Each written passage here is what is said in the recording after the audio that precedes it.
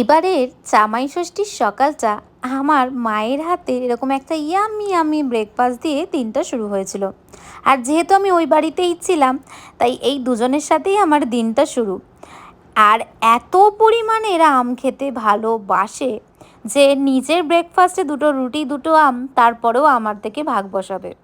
আর যেহেতু জামাই ষষ্ঠী বলে কথা, জামাইয়ের জন্য সব পছন্দের খাবার ওখানে তৈরি হচ্ছে। আর জানো তো, যে কোনো অকেশান আসলেই আমার আগে এই মানানসই ড্রেস বা পছন্দ মতো একটা ড্রেস আগে মাথায় আসে। তবে সেদিন ভীষণ গরম ছিল, ভাবলাম এইটা আলমারিতেই থাক, আমি আমার কমফোর্ট জোনেই এই বছরটার জন্য ঢুকে যাই। আর তারপরেও দেখি 1-1.5 ঘন্টা পরেও যে মার রান্না তখনও কন্টিনিউ চলছে। তবে এটা কিন্তু আমার ভীষণ পছন্দের একটা ডিশ। স্নান করে আমি চলে গেলাম এনার কাছে। আমি ওই বাড়ি যাব আর এনার কাছে যাব না, এটা তো হতেই পারে না। মাথায় জল দিয়ে ফুল যেই দেব, দেখি তখন বাজে ওই 1টা 1:30। রাহুলের গাড়ির আওয়াজ, চলে এসেছে রাহুল। আর এর জন্য তো ওয়েট করে থাকি দুটো চামচা, বিশেষ করে ছোটোটা। আর জানো তো, আমার যদি ওই আমি যদিও বলতে পারো ওই রেজিস্ট্রি বিয়েটাকেই আসল বিয়ে মানি, অনেকের মতে সামাজিক বিয়েটাই আগে আসল। তবে আমার আবার এর মধ্যে একটা কিন্তু আছে বা একটা রুলস আছে। আমার এই 5 বছর হচ্ছে জামাই ষষ্ঠীর, রেজিস্ট্রি বিয়ের।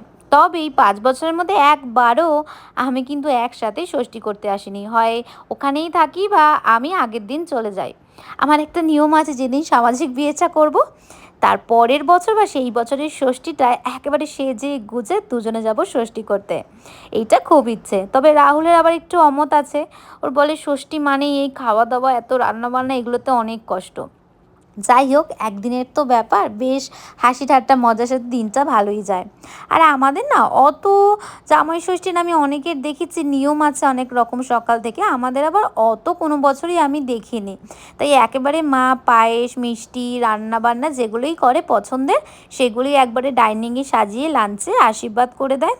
জামাইকেও করে, তার সাথে আমাকেও করে। আর এইভাবেই দিনটা বেশ ভালো যায়। এবারেও বেশ এইভাবেই দিনটা ভালো গেছিলো। আমরা এই মা বাবা আমি রাহুল আর আমাদের 2 ছানাপোনা। আর এবার ডিসাইড করেই রেখেছিলাম বিকালবেলা যখন ফিরবো ওই দুটোকে নিয়ে ফিরবো। মায়ের মনটা খারাপ হয়ে যায়, কিন্তু 1 সপ্তাহ আমাদের সাথে থাকলে আমাদেরও ভালো লাগে। তাহলে চলো আজ এটুকুই, দেখা হবে কাল, টাটা।